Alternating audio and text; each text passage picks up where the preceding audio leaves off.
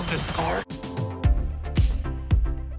Hey, welcome back to Screen Crush. I'm Ryan Airy, and we're going to explain everything that's happening in the Deadpool and Wolverine trailer. Like, a lot of you have been on our socials asking us questions about what the hell's actually going on here. I mean, what the hell is going on? And now, we did cover a lot of that in our breakdown video and reaction videos, but I'd also like to go a little bit deeper and explain the history of what's happening in this movie, you know, just in case you're not one of those people who's been following 30 years of Marvel insider drama. And we're also going to talk about how everything that we have seen in the MCU for the past 3 or 4 years is all leading toward a giant war between the MCU Avengers and the Fox X-Men franchise. And along the way, I'm going to point out a few Easter eggs from the trailer that we missed, and I'm still kicking myself over. Now, to celebrate Deadpool going into the MCU, we have this brand new Can You Tell Me How to Get to the MCU parody shirt with Deadpool and Wolverine as a parody of Bert and Ernie. Now, this is at our merch store, ScreenCrushMerch.com, where we design all the merch ourselves just for you. Shopping that store is the best way to directly support our channel. Please let us know what shirts you want to see us make down in the comments. And we also have this Marvel Jesus parody shirt. I am Marvel Jesus. And the link for that is below as well. Once again, thank you for supporting us. Okay, so hold on. What the heck is actually going on here? There's like Wolverine and the 20th Century Fox sign, and they're watching MCU movies. Person, please explain. I'm happy to. So this really goes back all the way to the 1970s when Stan Lee was starting to move away from writing comic book dialogue, and he's trying to sell Marvel properties to Hollywood instead. The idea was that they can only make so much money from comics, but movies reached a much wider audience, and then maybe the movies would boost the sales of the comics. So during this time, Marvel had some hits on TV like the Incredible Hulk TV show, but Marvel really wanted that Superman money. Is that money from Krypton? No, well, in 1978, Superman the movie was released. It was a huge hit, and it spawned 3 sequels. And then, of course, the Batman franchise was also a huge hit in the 80s. It spawned 3 sequels in the 90s. So Stan Lee, and later a guy named Avi Arad, tried to convince big-budget Hollywood studios to invest in big-budget Marvel movies, which back then, believe it or not, was not a sure bet. Like, everybody had heard of Superman and Batman, but who wanted to see a movie about Thor and Daredevil and the Hulk? But then, in the early 1990s, comics had a huge boom period because speculators started buying up comics as investments. So this created a boom in the market that led to like big events like the death of Superman, or Batman breaking his spine, or Wolverine getting all the adamantium pulled out of his body. So this boom market led Marvel to buy up other companies that made toys and trading cards and even Pogs. They bought a whole company that just made Pogs. But then, of course, the comics market collapsed and Marvel declared bankruptcy. So this bankruptcy is what forced Marvel to sell off the film rights to their characters for like a very cheap price. So Sony, after a little court battle, eventually won the rights to Spider-Man, Universal got Hulk and Submariner, while Fox gobbled up the X-Men, Fantastic Four, Ghost Rider, and Daredevil. Now, there were a few other properties that were optioned but never made into movies, but those are the important ones you need to know for this video. Now, Marvel probably thought this deal would work like it did in the old days. Like the studio would make an X-Men movie, and then the franchise would kind of peter out like the Superman and Batman franchises did, and then Marvel would gain the rights back to the characters. You see, the terms of these agreements was that as long as the studio was releasing a movie every few years, then they could keep the rights. So Marvel rightly assumed they would have the rights back within a few years. But instead, the age of superheroes began. The X-Men was a huge hit, then Spider-Man was a massive hit, and this meant that these studios would essentially never let go of the rights to these characters. They would always have a movie in production using these characters. This is why Sony is making spin-offs that we don't want, like Madam Web and Kraven the Hunter. And this is part of the reason why Fox originally wanted to make X-Men spin-off movies like Deadpool. And believe me, the Deadpool movies are like the rare X-Men spin-off films. I am so excited for this movie and for Deadpool to officially be in the MCU. See, one thing people always get wrong about Deadpool is he's not like a great character because he breaks the fourth wall and he's funny. He's a great character because he's funny in spite of the fact that he has suffered a tremendously horrible life. I mean, he met the love of his life, but then he got cancer and then she was killed. I mean, the guy should always be depressed, but instead he uses humor as an emotional shield. And that's actually the part of him that I relate to the most. All my life, I have had anxiety and depression, and I use humor as a coping mechanism that, frankly, just made the problem worse. Until I finally discovered therapy. And I am telling you guys, therapy helps. And like, I can't even explain to you how important this is. If you are feeling anxious or depressed, or if you just wake up every day feeling like something's not right, then therapy can help you like it did for me. Maybe like me, you're from a rural area, or you just think it's impossible to find a therapist. But that's why we are proud to be sponsored by BetterHelp. BetterHelp makes therapy affordable, accessible, and unintimidating. And they make the process easy because it's online and remote. By filling out a few questions, BetterHelp BetterHelp can match you with a professional therapist in as little as a few days. In our description, we have a link, and if you click that link, you'll not only help support our channel, but you'll also get 10% off your first month of BetterHelp. And guys, finding a therapist is like dating. You may not fit well with the first one you try, so you can switch to a new one with no additional cost. You don't have to stress about insurance or who's in your network or anything like that. You can have therapy sessions as a phone call or a video chat or even messaging, whatever is the most comfortable version of therapy for you. So again, if you're struggling, consider online therapy with BetterHelp. Click the link in the description or visit betterhelp.com/screencrush for 10% off your first month today. Now, where was I? You were talking about other studios making Marvel movies. Right. Now, one of Kevin Feige's first jobs in show business was actually as an associate producer on the first X-Men movie.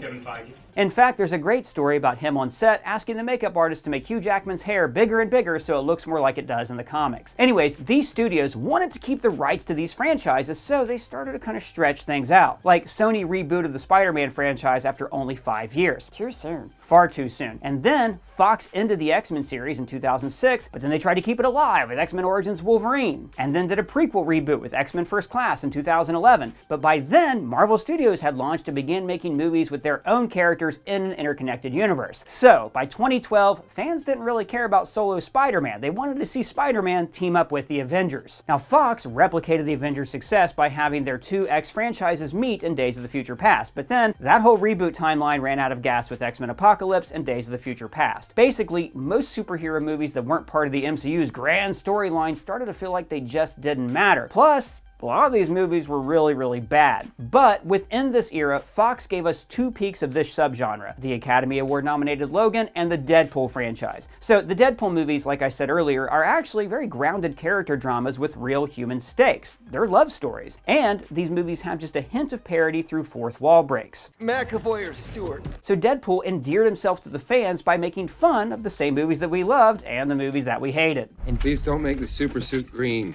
Or animated. In other words, Deadpool was a fan of these movies, just like us. He was our voice. So Fox was going to continue the Deadpool franchise by spinning it off into a new team called X-Force. They even signed on Josh Brolin for at least 3 more movies to continue playing Cable. But then a seismic event changed Hollywood forever. Disney bought Fox, which meant that Marvel would regain the film rights to most of their non-Spider-Man centric characters. So now, Fox Studio and all their properties belong to Disney, and that also included Predator, Alien, Planet of the Apes, Die Hard, which is also why those movies are now either on Disney Plus or the Disney-owned Hulu. The MCU is wrapping up their multiverse saga, and the big question is, how is Marvel Studios going to incorporate these new mutant characters into their shared universe? Now, one way to introduce the mutants was to just introduce them. They could have had mutants start popping up in the MCU and just say that older mutants like Apocalypse, Professor Xavier, and Magneto had been around for years. They could have even said that Thanos' snap caused people's mutant genes to suddenly activate. But something you gotta know about Kevin Feige,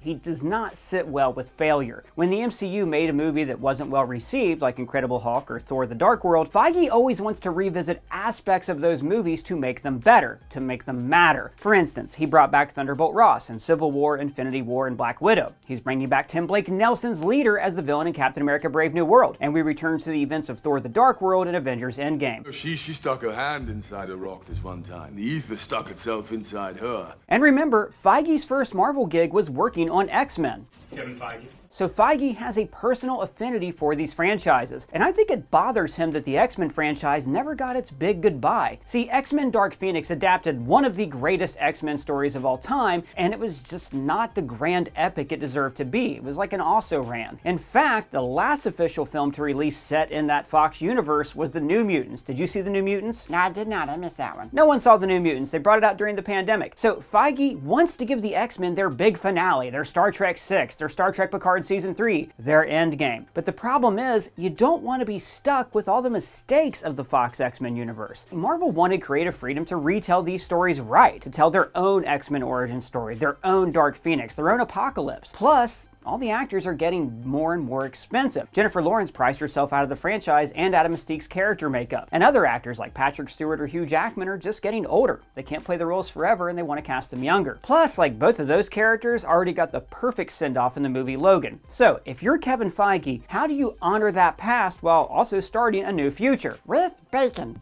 No, with Deadpool. Deadpool was always an obvious choice to cross over into the MCU. He had the only ongoing hit franchise in the Fox movies. movies, his comedy style would fit in well with the MCU's tone as long as they were willing to let his movies be R-rated. And I think this is where Kevin Feige and his team began to dream up the multiverse saga. Which, by the way, Into the Spider-Verse got there first. Yes, Into the Spider-Verse was definitely the first Marvel multiverse movie, and it's one of the best superhero movies ever made. So, the multiverse saga really began in Avengers Endgame when the Avengers time traveled and started to branch off different timelines. Even the language used in the script Clip all the branches. would later become the saga's metaphor of a timeline being a branching tree. And of course, Endgame showed Loki escaping from the Avengers, and then in the show Loki, he was arrested by the Time Variance Authority. Now, I am pretty sure that most of you have seen Loki, but I'm still going to briefly recap the show because it's important for understanding what's going on with Deadpool. After all, in the trailer, he does meet the TVA. So, like millions of years ago, there was a huge multiversal war fought between variants of this man, Kang the Conqueror. These variants destroyed one another's timelines and almost destroyed the entire multiverse. So one of these variants, who we'll call He Who Remains, weaponized a reality-eating dog named Goliath and then used him to eat all the universes that weren't his. Then he created the TVA to be time police. It was their job to make sure that no timeline ever branched in a way that would create a new variant of He Who Remains, a variant that could then threaten the multiverse. So when the TVA encounters a threat, they prune it, and pruning it sends it to the void at the end of time where the fog dog Goliath will erase these troubling elements from all of existence. Now, in the show Loki, He Who Remains has rebuilt the timeline and he brainwashes variants to keep the peace for him. And then, this variant of Loki from Avengers Endgame undergoes a lot of character change and decides to take over watching the timeline. Loki does not control the timeline, but he does hold it in place so people will have free will. The TVA are still a time police agency, but now they watch over Kang variants to make sure that they don't go off starting a multiversal war. So, like that big scary villain in Quantumania, he's now just a footnote in the TVA's file. I guess one of them caused a little bit of a ruckus on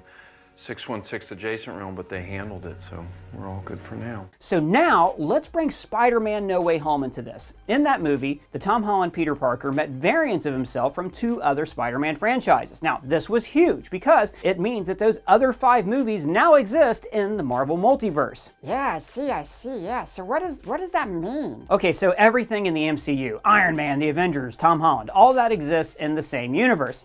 Gotcha. But the other Spider-Man movies with Tobey Maguire and Andrew Garfield, they exist in different universes. But characters between these different universes can travel through dimensions and meet one another. Now, this is huge because it means that, in theory, every Marvel movie ever made exists in the same multiverse. So, those other Fantastic Four movies, the Hulk TV show, Howard the Duck, they all exist within this same collection of universes which we call the multiverse. Wow, so Leah Thompson seducing a duck is canon? Yes, Leah Thompson seducing a duck is canon, and somehow that is the least weird thing to happen this decade. Now, this is a concept that allows Marvel to bring all these characters into the same universe without necessarily them being canon to the main MCU timeline. It's the perfect way to give the X-Men characters a big send-off while also being able to start your own characters fresh in a few years. Now, we are also seeing this tactic with other studios, with Warner Brothers trying to reimagine the DCEU as the DC Extended Multiverse, and of course there's the excellent Sony Spider-Verse films. Thank you, yes. Now, I said earlier that Loki is overseeing this new timeline, and that the TVA is taking care of Kang variants. But there is still one huge threat to the multiverse: incursions. So incursions are taken from the 2015 Marvel Comics storyline Time Runs Out, but Reed Richards explained them perfectly in Multiverse of Madness. An incursion occurs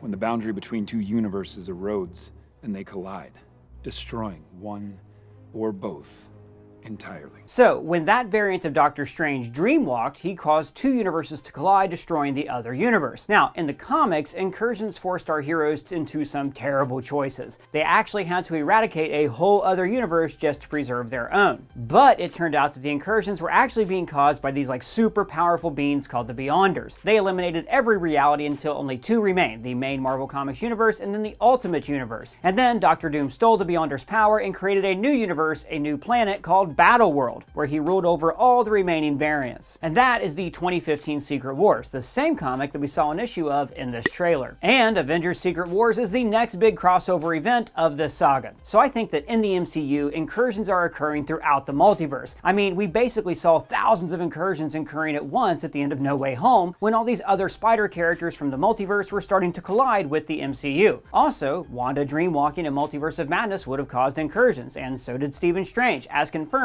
by that post-credits scene. You caused an incursion, and we're gonna fix it. We also saw realities get destroyed in What If, and then Across the Spider-Verse when canon events are disrupted. So all these incursions are slowly eroding the multiverse, and we saw a similar erosion in Loki Season 2 when the timelines slowly died. So now the TVA has Kang variants under control and they're trying to stop the incursions. So they are recruiting Deadpool. Now, I do think that the last two universes standing are going to be the MCU and the Fox X-Men universe. That's the same universe that we saw in the Marvel's post-credit scene when Kelsey Grammer appeared as Beast. You somehow crossed through a tear in space-time.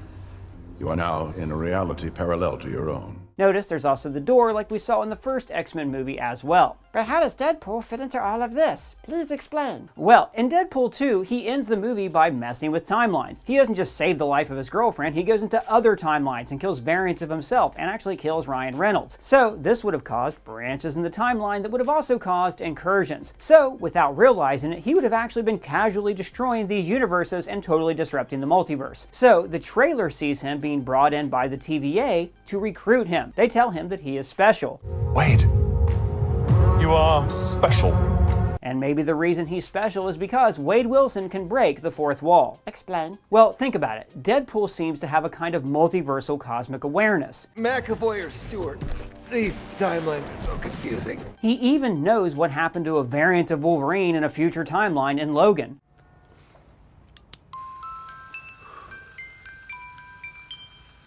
So, in the comics, Wade breaking the fourth wall is always perceived by other characters as him just being insane and talking to himself. But maybe in these movies, maybe this is like his inner monologue, and he is able to break the fourth wall because he can see through this veil of the multiverse without even realizing it. So this would mean that Wade would know things about other characters that maybe the TVA just couldn't see. So why does he watch MCU movies in the trailer? Is that like in She-Hulk when she sees the MCU movies? Not quite, and I'm glad you brought that up. So in the show Loki, Mobius shows Loki his life story on a film strip, and it's like clips from MCU movies. And we're seeing something similar here. These are clips from MCU movies, but this is like the TVA's record of the timeline. Now in She-Hulk, it's really hard to explain. Like, Jen breaking the fourth wall is like an inner monologue, but she's also able to rewrite her ending like a god. So let's just not talk about She-Hulk. We don't talk about She-Hulk, no. So throughout the trailer, we see a few important things about what's going on here. One, Deadpool is fighting TVA agents in what looks like the same forest we saw in Age of Ultron. Now, we did mention this in our breakdown and reaction videos, but this was an important scene because it's where we first see Quicksilver and the Scarlet Witch in action. So Pietro and Wanda were the rare characters whose film rights were shared by both Marvel and Fox. Pietro is an Avenger, but he's also a mutant, so as long as Marvel never used the word mutant, they could use the character. And this character was also present in the X-Men movies, where he was a breakout star in Days of the Future Past. Yeah, but what's it all mean? Well, so in the comics, there are these beings called Nexus beings, who are essentially, they exist in every reality. Wanda Maximoff is a Nexus being, so maybe in the MCU, her brother could also be a Nexus being, and Wade is being brought here to recruit him. Or maybe we could actually see the return of Wanda Maximoff in this movie, with her being a Nexus being in every universe. After all, we saw that there are many other versions of her in the Multiverse of Madness. Now, we also see Wade walking through a casino in Madripoor with Wolverine in a white suit jacket, like his alter ego Patch wears in the comics. So maybe Wade is there trying to recruit Wolverine and other Nexus beings to get their help. I think he probably starts off working with the TVA, but then ends up turning on them for reasons I'll explain in a bit. But most importantly, we see Wade fighting in the void in front of this broken 20th Century Fox sign. Now, there was a leaked photo of him and Wolverine in this same location, and we're only showing that photo because the studio bought the rights to it. There are other leaked photos that we will not show you that show Deadpool fighting other Fox X-Men characters. Now, in the void, we also see Aaron Stanford reprising his role as Pyro from X2 and X-Men Last Stand. Thanks Michael Devon on Twitter for that observation. So we can presume that the entire Fox canon is slowly being sent to the void. But how? I thought the TVA no longer pruned timelines. No, they don't, but maybe when an incursion happens, the remnants of that universe are sent here, where they're devoured by Alioth. Or maybe some unseen threat is gathering these variants in the void. I mean, Loki Season 2 ended with the villain Ravonna Renslayer encountering Alioth. And we also see this mysterious bald person in the trailer who could be an evil variant of Charles Xavier or his evil sister, Cassandra Nova. I mean, heck, maybe this guy is actually Doctor Doom, a Fox-owned villain who could have also been sent to the void, who could now emerge as the new big bad of the multiverse saga. Now, this is where I think that Deadpool might break with the TVA. After Loki Season 2, the TVA no longer prunes timelines, as you said, but they are now faced with incursions. So think of an incursion as rot on a tree. They need to clip that tree's branches before the rot spreads.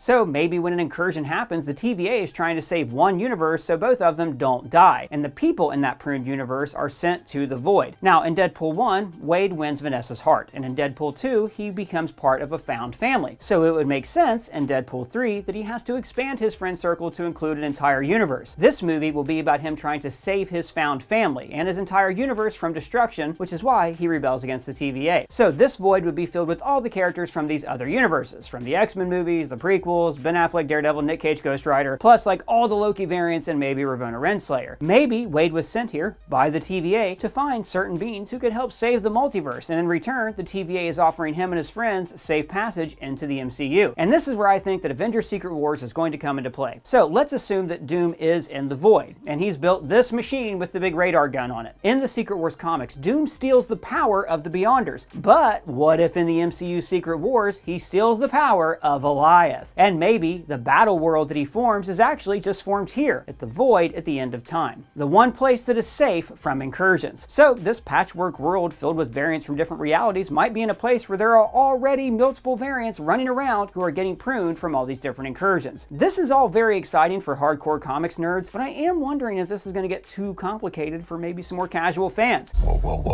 Maybe the MCU would have been better off just introducing these characters naturally within the MCU and not even bothering with the timelines. What do you guys think about that? Do you have any questions that I didn't answer? Any theories? Let me know in the comments below or at me on Twitter. And if it's your first time here, please subscribe, smash that bell for alerts. For Screen Crush, I'm Ryan Airy.